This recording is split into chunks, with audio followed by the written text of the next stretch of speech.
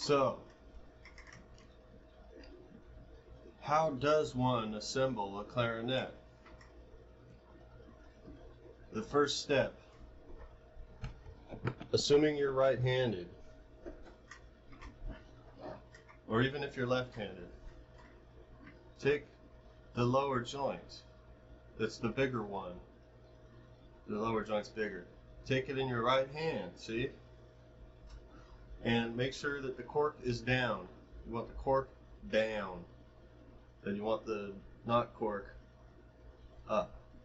This is how you'll hold the thing. This is your thumb rest. Now, you'll see, I'll tell you where to put your fingers in a minute. So now you've got your lower joint here, okay? In your left hand, you want to take the upper joint.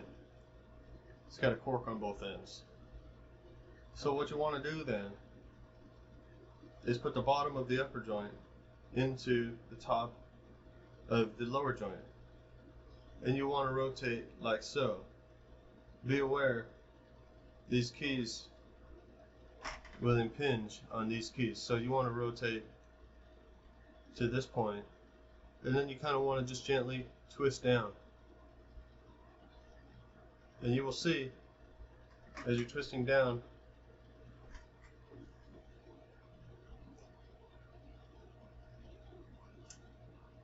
it will come together like that. And you want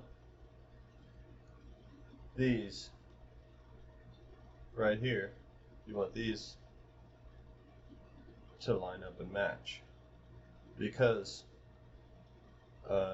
one of them will actuate the other and cause some keys to move. So we're about halfway done putting the thing together. Next step, holding it by the lower joint with your right hand. I mean, you can do this any way you want, but this is just how I do it every time. It's like tying your shoes. You always do it the same way. You take the bell in your left hand and gently twist it on. This is assuming that your corks are properly lubricated. If this is difficult, just fast forward the video and we'll go to lubricating corks, and we can lubricate your corks before you put it together. In fact, I will probably just edit this and I'll rearrange. So still holding the clarinet by the lower joint, you will take the barrel, and again, so you'll get it started, right? And then go ahead and take the upper joint with your left hand, rest the bell of the clarinet in your lap, or even if you're standing up, I still rest it against my lap and I kind of punch over like a weird person. Then you'll take your right hand and just gently grip the barrel, gently, and twist it into place in a gentle twisting motion. We're almost there. So then we'll take the mouthpiece and you will do the same thing. And then to center it perfectly, you'll just take the barrel, and because the barrel can face anyway. You might have a brand logo. Doesn't matter which way the brand logo is facing. You can really be picky about it. But essentially, you want the flat side of this mouthpiece, the flat face here, to line up directly with what's called the register key.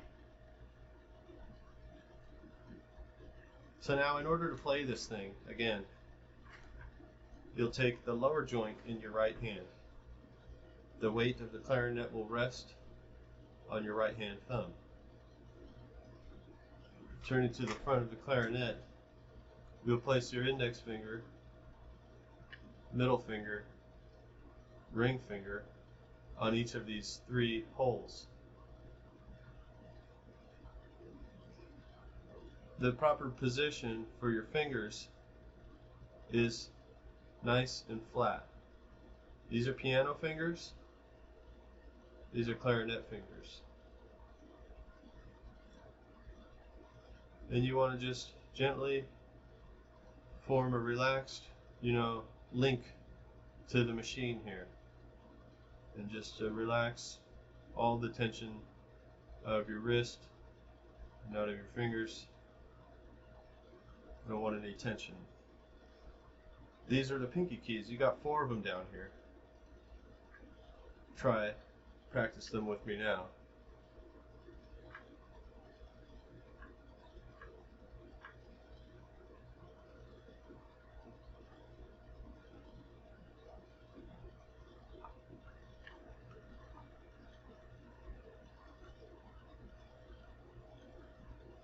I'm straining to reach this one because I have it up here, but when it's down here, it's a lot easier.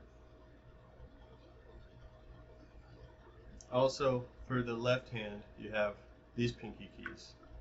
Some clarinets have 1 or more key, or 2 additional keys. 3 of these keys perform the same function. They actuate 3 of these keys. So for the left hand, it's almost the same. You want to put your index finger here, middle finger here, and then your ring finger will go on the hole that does not have a key ring around it. Purpose of these key rings is they actuate other pads. This key ring closes this pad. This key ring closes this pad that's under the A key. With your left index finger, you also have the option of controlling what are called the A key and the A flat key. You'll notice the A key actuates the A flat key. Also, with your right hand, you can access these keys on the side. You'll use this one for a couple notes, and then you'll use the bottom 2 for a couple other notes.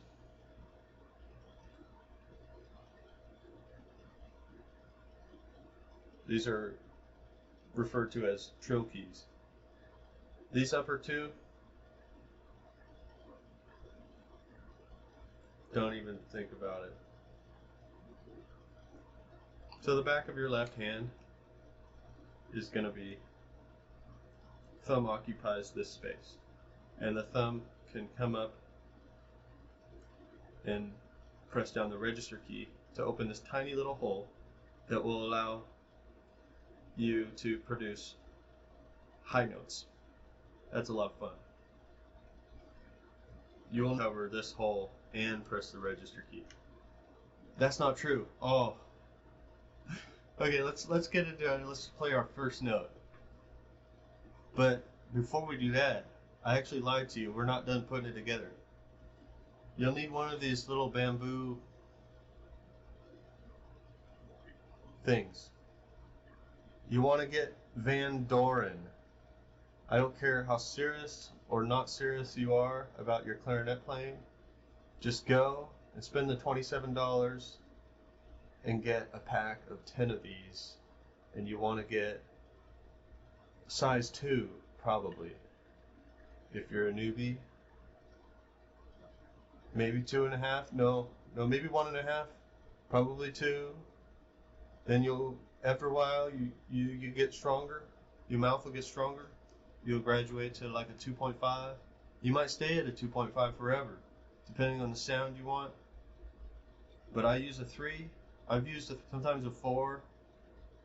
I tried a 4 one time. This is called a ligature. It might look slightly different. Some of them have 1 screw. Sometimes the screws go on the back, sometimes they go on the front. If you're mechanical at all, if you've worked on a car, you've probably seen something like this called a hose clamp. This is just a hose clamp. Really simple device. So how do we secure this thing to the mouthpiece? You want to make sure it's thoroughly wetted. You want to wet it, from from about here up. And you want to be very careful of the end of this thing. It's very delicate. And this surface here that is machined to a gentle taper. Sorry about the focus. This is this wood grain here that's exposed. This is delicate. You know, you don't want to cause any. You don't want to gash anything into it. Just this thing is very delicate. It costs $2, $3. It's an expensive piece of bamboo, and half of them are no good right out of the box. But there are ways you can work with them. This side is flat. It should be totally flat, perfectly flat. The flatter the better. You can use a reed knife to trim it and make it more flat. So here's how I put my reeds on the mouthpiece.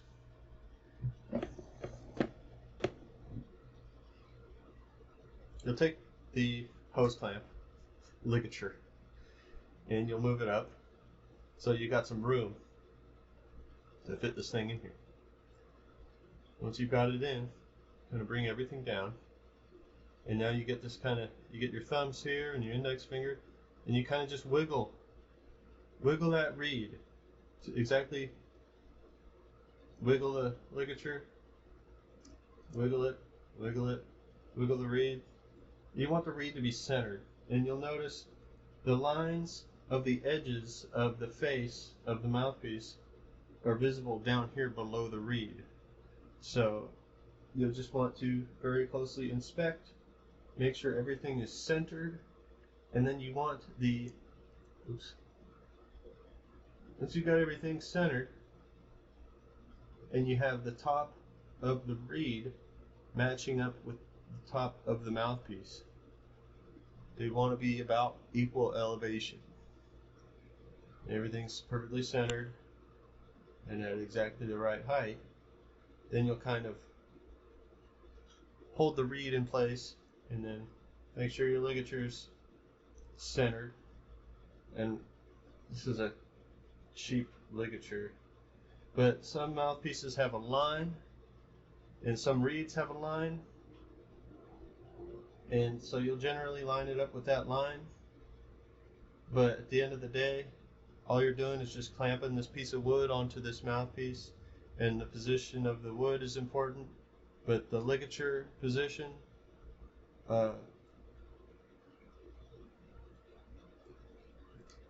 is the exact position of it is less important. And then you will just tighten this thing to where it's like giving you some resistance, maybe off, sometimes back off a quarter turn, half turn, and then just kind of gently clamp down.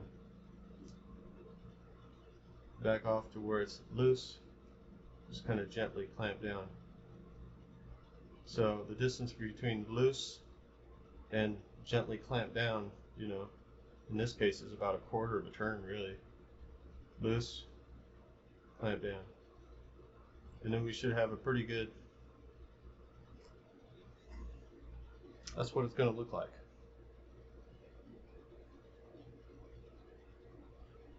The elevation of the top of the reed should be about equal to the elevation of the top of the mouthpiece. Sorry, I have a nasty, dirty mouthpiece. I take a little bit of pride in that I play this thing a lot. And there's a way to wash the mouthpiece. Just with cool water, lukewarm water. Some people say use soap.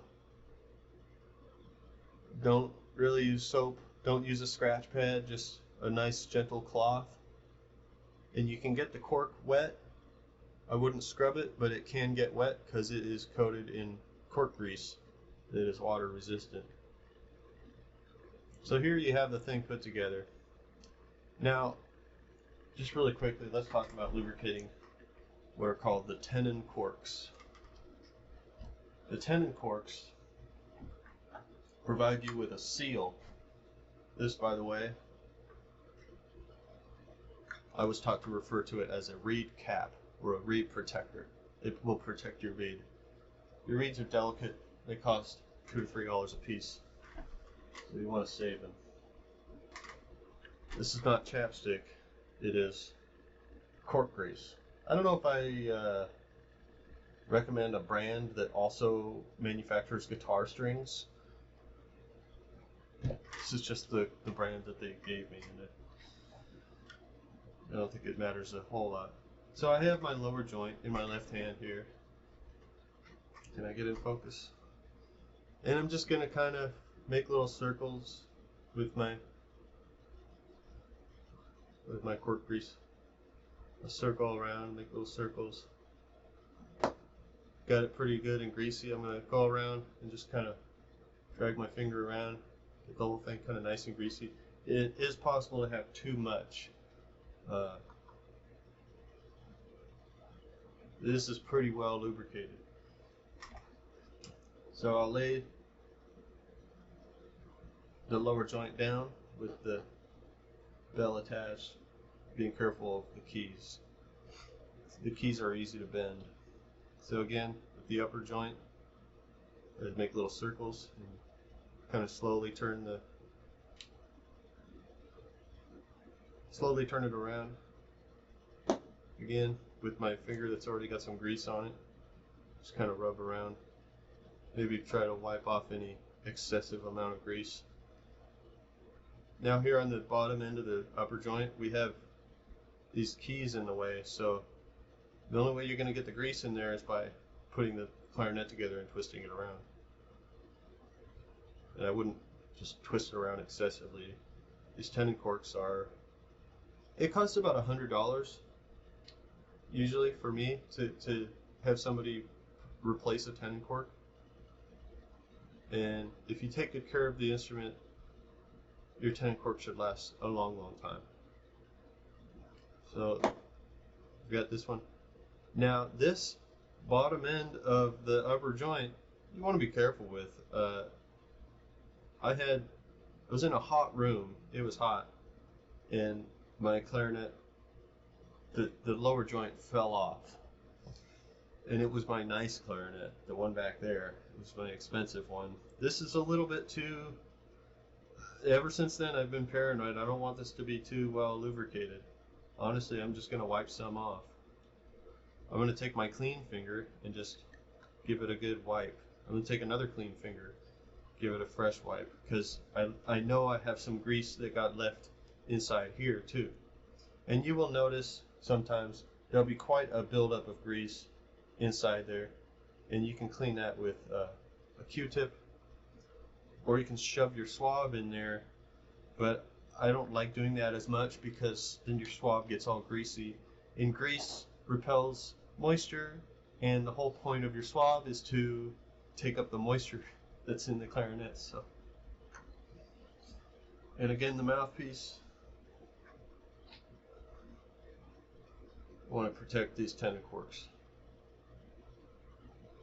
and they will take care of you and provide you with a good seal, and they will hopefully hold your clarinet together. So here you go. Now let's talk about embouchure. To produce a note, go ahead and just practice with this mouthpiece barrel assembly, which we have assembled. You get a little bit more pleasant tone if you have the barrel attached. The mouthpiece on its own produces a high, shrill tone. So you want to take your bottom lip over your tooth. This is kind of difficult to explain to some young students. My brother's kids, they just You want your lip to be between your teeth and the reed. Your lips will be the cushion. Your bottom lip will be the cushion between your teeth and the reed. And the point where your teeth are going to go is right about here, right about the middle. And you will want to experiment with taking more mouthpiece in or less, but generally right around the middle. And it will kind of depend on, are you playing high notes or low notes? But right there is where you want it to go. And then on the top you can see my bite mark because I'm a barbarian and I don't have a. You can buy a piece of tape. You can buy a piece of material to stick on there and protect the mouthpiece from your bite marks. But you can see where I usually put my upper teeth. You know, I really think it's really intuitive. I mean, it's really just take a little bit less in, take a little bit more in, play the clarinet, and experiment. Now, in order to produce a note, you'll put your lower teeth about halfway down the reed, maybe a little closer to the top, and bite down ever so gently. You're not biting down, you're just biting down. Not really biting down. And then you'll take your lips and form a seal around the instrument so that you can have a seal. Excuse me. So then what you'll want to do is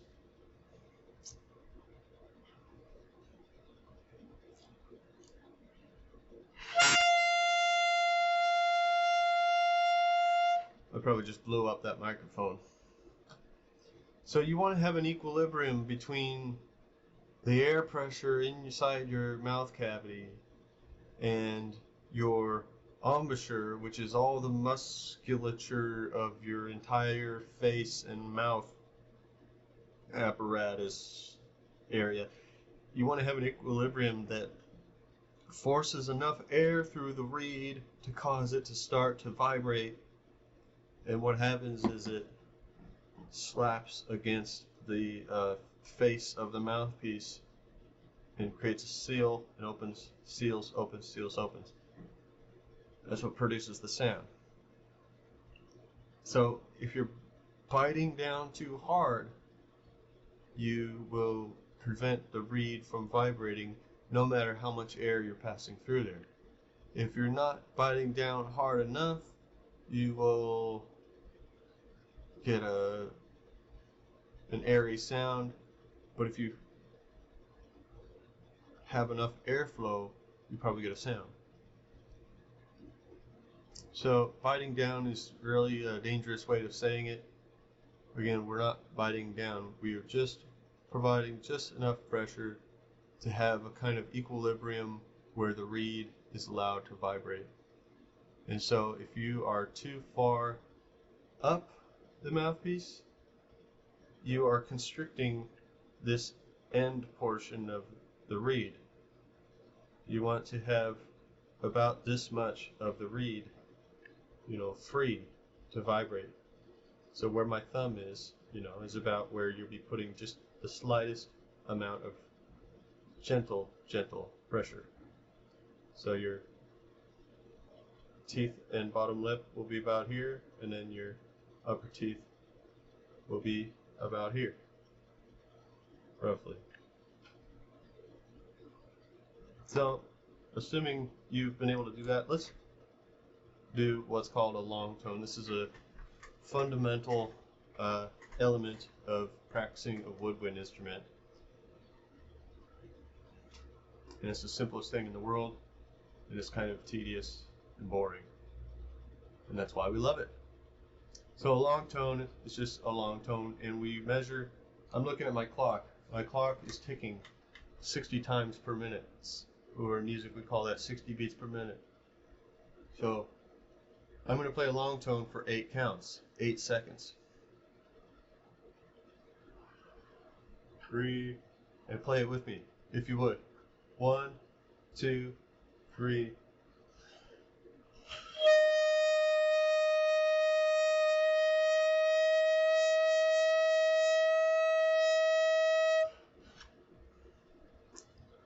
That's the first time I've ever directed a long tone via the camera. Let's do it again. 1, 2, 3.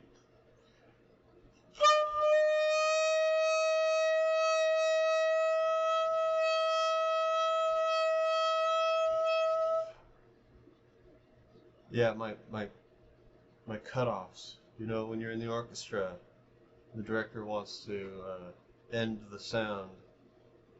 I don't know. There's just a lot of educated people on the internet, and I'm terrified that they're just what do they call it? SMH, shake my head, face palm. You know, they're disappointed right now. The educated people. Me, I never finished college. I've just dedicated myself to playing, practicing, taking lessons when I can afford it. But let's get into the first note. We played a couple long tones. The first note is the G, fourth octave G. You don't have to know what that means just yet, but just kind of memorize that. Fourth octave G, G4. The clarinet is what's called a transposing instrument. So, to put that simply, when I say I'm playing a G4, me as a clarinetist, I say G4, my orchestra director and my violinists over there and everybody else in the orchestra, they understand what I really mean is F4. For you guitar people, the actual note is 2 frets down. Well, for you piano people, it's 2 notes down on the chromatic scale. It's 2 half steps down. So I say G4, and then we say it sounds as an F4. But this is how you play G4 on the clarinet, which we refer to as a concert F. Again, we can play it with one hand. So with the weight of the clarinet resting on your right hand thumb,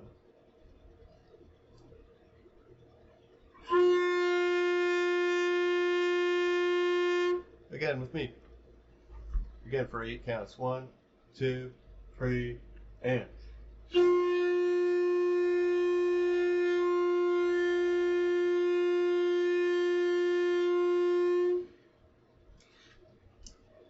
good job, you're a clarinetist. Let's learn the second note. The second note is going to require 2 hands. I know you can handle this. So what we're going to do with the left hand now is take the thumb and we're going to press down this ring key and also seal the hole. Now let's talk briefly about how to seal the holes on the clarinet. I'm going to press down hard for a minute so you can see that there's a ring that has formed on my thumb.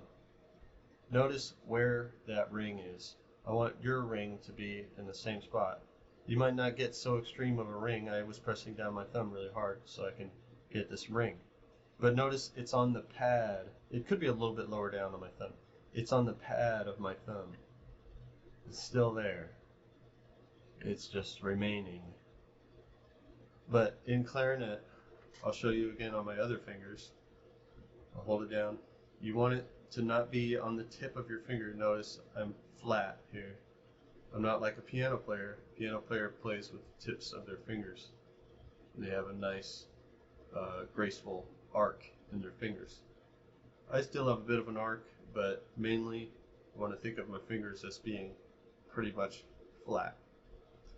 So here's my fingers and the indentations that have been left, and I'm sorry about the focus, but that is where your fingers should be, and there should be a complete ring.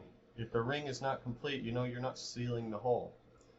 A lot of trouble can be had by failing to seal the holes. It's like when you're learning the guitar and you're failing to totally fret the note so that the vibrating portion of the string is terminated by the fret.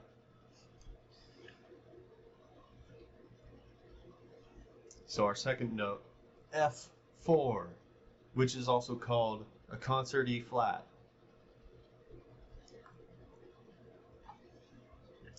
Here with the left hand thumb covering this hole. Again, 1, with me, 2, 3.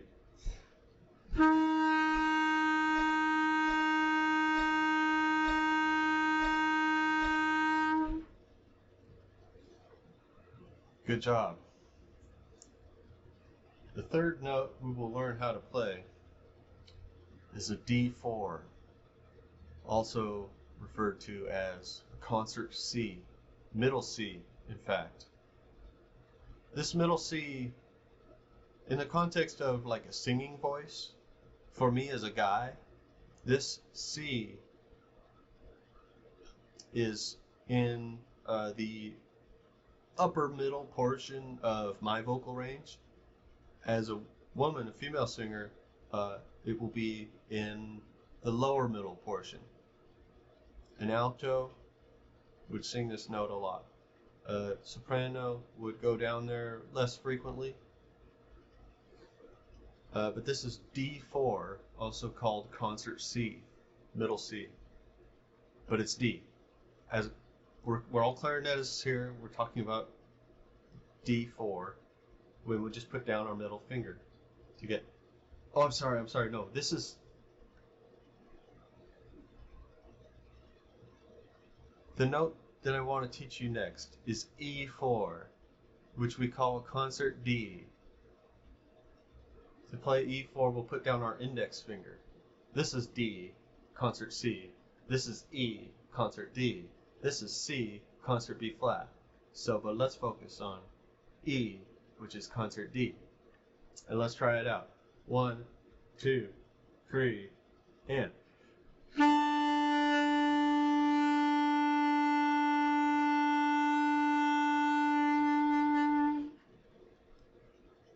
Good job.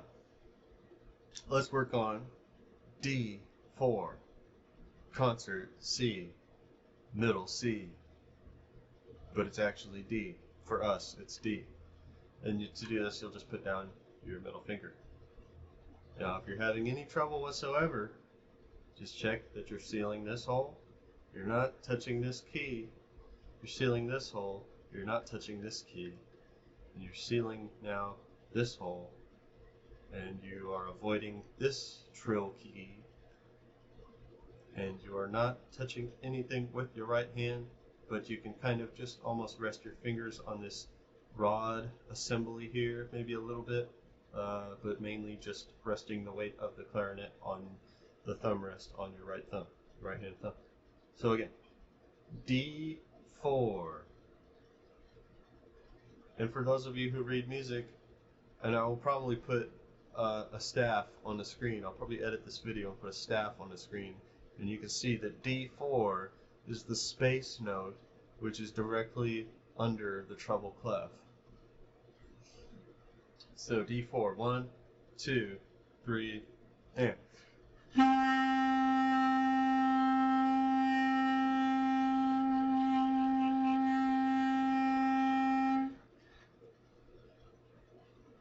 Let's talk about dynamics. Let's get dynamic. The next note I'm going to show you, I'm going to start out playing it very softly, very quiet. It's in a nice, comfortable, low, medium-low part of the range of the instrument. So we'll start out very quiet, and then grow in volume. And by the time we are done with the 8 counts, we'll be playing very loudly. For those of you that are studying in the traditional way, you know, as a middle school band student, very quiet is referred to as pianissimo. You will see 2 italicized letter P, lowercase, written under your staff. Pianissimo. 1 P is piano. 2 P's is pianissimo. 3 P's is so quiet. It's called pianissimo. Yeah. And then for every subsequent P that you add, you will just add a si. Pianissimo. This is Italian 101. For forte, forte is an italicized F that signifies play loud. Then in between P and F, you have MF, or mezzo forte, spelled M-E-Z-Z-O, forte, F-O-R-T-E. Now, 1 F is forte, 2 F's is fortissimo, 3 F's is fortissimo, 4 F's, etc. So let's start out pianissimo and end up fortissimo on C4, concert B flat, 3. Let me explain. The octave numbers, scientific pitch, if you Google that, the Wikipedia article is really good. All it says is anything this octave, that's the 4th octave. Well, that's C5. That's the beginning of the 5th octave.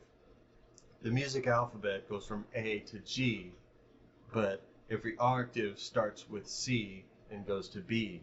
C, D, E, F, G, A, B.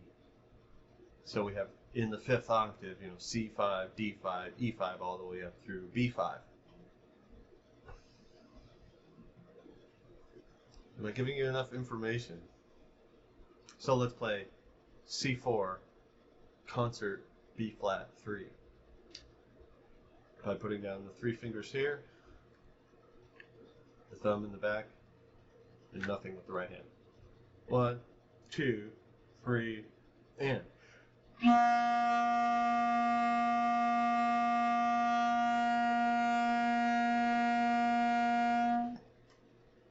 Excuse me. Good job. That was awesome. Let's get into the 2-hand realm. Oh, I forgot to do the crescendo. Let's try it again. Starting pianissimo, going to fortissimo over an 8-count span. And some advice. When your director counts you off, he's going to go, if he gives you 4 counts, right, you should be ready at count number 1. This is where you should be. Ready.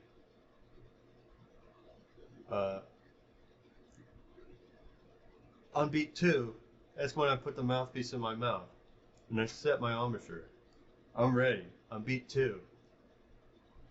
On beat 3, that's when I breathe. So it's 1, 2, 3. I'm sorry, I made a mistake. We breathe in on count 4. This is all really technical, really, but it's important sometimes to overthink things so that you can drill them. In a fire drill, we say, everybody gather over here, so that when there's an actual fire, you don't panic. Everybody just robotically does what they did so many times before. We had a real fire scare at school one time, and it was quite evident that it was not a drill. There was no real fire. It was like smoke in the kitchen or something, but it was remarkable. I remarked to myself, it was remarkable. I said, everything's going according to plan because we've drilled this. So you want to drill certain things in music because preparedness is everything. It's a performance art. It doesn't matter that you simply got it done. You want to do it as perfectly as possible because it's a performance and you're trying to create emotions. You're not just going to produce this pitch at this time and produce this pitch at this time and produce this note at this proper time. No, what you produce as a musician is emotions in other people. So you want to affect their mental system in such a way that elicits strong emotions, that it's refreshing to them because they say, I haven't experienced this emotion in quite a while, or I've never experienced this emotion before. How great is that? You're really adding value at that point. So again, C4, starting pianissimo. 1, 2, 3.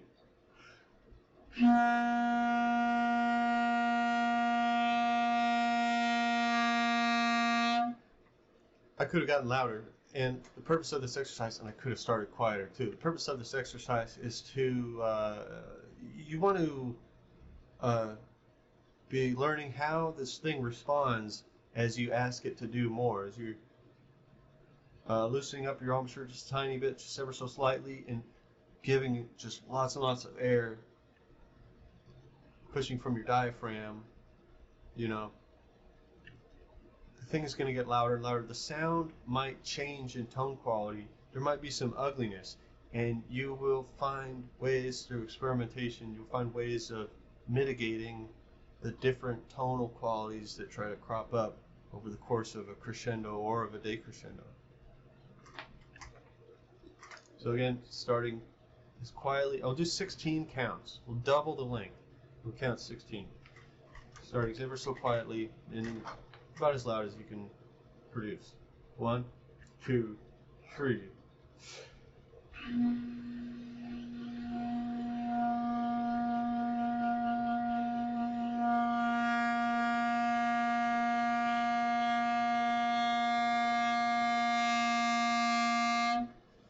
Again, I messed up.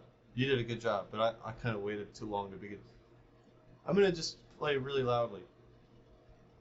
And maybe listen to me one time, and just listen to the way the tone changes as I get louder. 2, 3.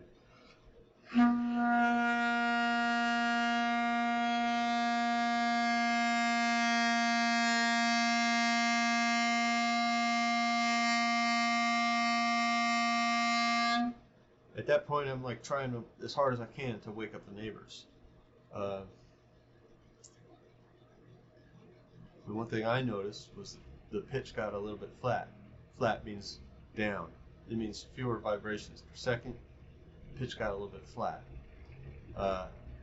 That's something you can mitigate with your embouchure. Anyway, I'm getting really technical. Let's play the first note again. G, F, E, D, C.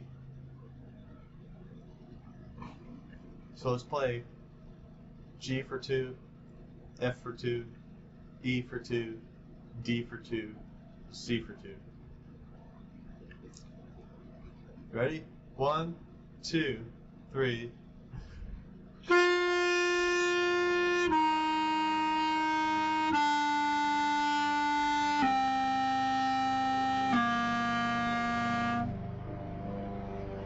Somebody's mowing the lawn. You did a really good job today. I want to thank you for joining me on lesson 1, how to play the clarinet. I hope you'll join me again. This has been so fun. This is my favorite thing to do. So, have a wonderful day. Be nice to everybody you meet. Like and share and subscribe. Show everybody my videos. Visit my website, everettmusicdojo.com. Thank you so much. Goodbye.